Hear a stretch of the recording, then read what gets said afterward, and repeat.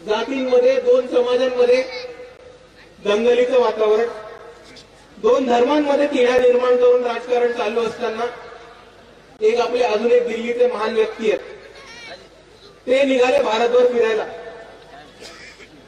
आणि ते म्हटले हम इस यात्रा को कहेंगे भारत जोडो यात्रा. एक सोपी गोष्ट आहे आणि तुम्ही मला सांगा हे शक्य आहे की नाही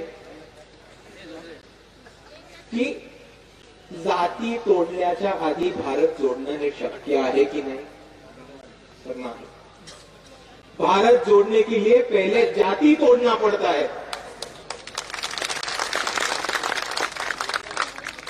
और जाति व्यवस्था तोड़ना है तो उसके लिए अंबेडकरवाद और बाबा साहब को अपनाना पड़ता है.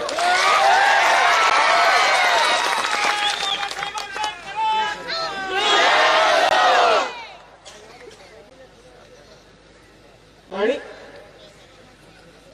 म्हणून ह्या मंचावरनं मी तुमच्या सर्वांना सांगतो की जर आपल्याला जातीवरती मात मिळवायचं असेल, जर आपल्याला जाती व्यवस्था तोडून काढायची असेल तर या महाराष्ट्रामध्ये आपल्याला एकच पर्याय, तो म्हणजे बाळासाहेब आंबेडकर आणि वंचित बहुजन आघाडी.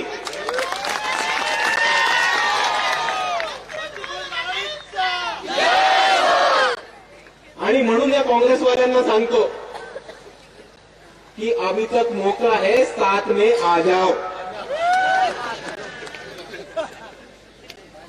आम्ही तुम्हाला प्रस्ताव पाठवले. मल्लिकार्जुन खरगेंना एक पत्र दिले.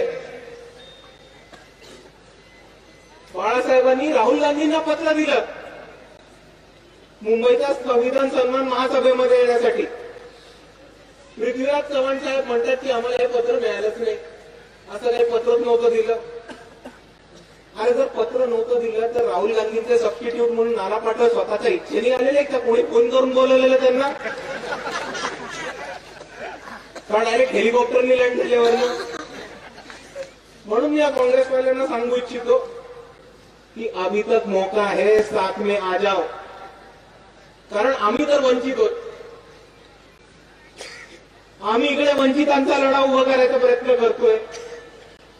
इतके दिवस यांनी सत्तेच्या बाहेर ठेवलं, हे लोक सत्तेच्या बाहेर ठेवत आहेत. एक अजून टर्म सत्तेच्या बाहेर राहिलं तर काही फरक पडत नाही आम्हाला. तुमच्या प्रॉपर्ट्या, तुमचे शिक्षण संस्था, तुमचे साखर कारखाने, तुमचे सोयरे, तुमचे नातेवाईक हे टिकून ठेवायचे तुम्हाला. म्हणून तुम्ही सत्तेमध्ये जाण्यासाठी उलट्या उड्या मारताय. आम्ही सत्तेमध्ये जायची आम्हाला काय इमिजिएट इच्छा नाहीये.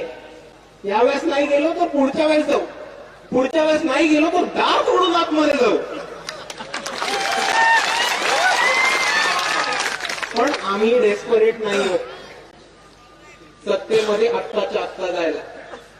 तुमच्या पक्षाची अवस्था 2 टर्म सत्ता गेल्यानंतर काय होती ती अख्ख्या भारताने बघितलेली आहे. म्हणून परत एकदा म्हणतो, मौका आहे, साथ में आ जाओ.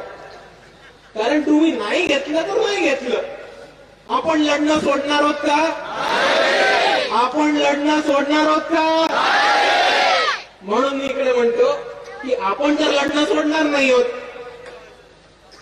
आणि जसं चेतन दादा म्हणाले की साताऱ्याच्या सभेमध्ये, सांगलीच्या सभेमध्ये, सटाण्याच्या सभेमध्ये, धुळ्याच्या सभेमध्ये,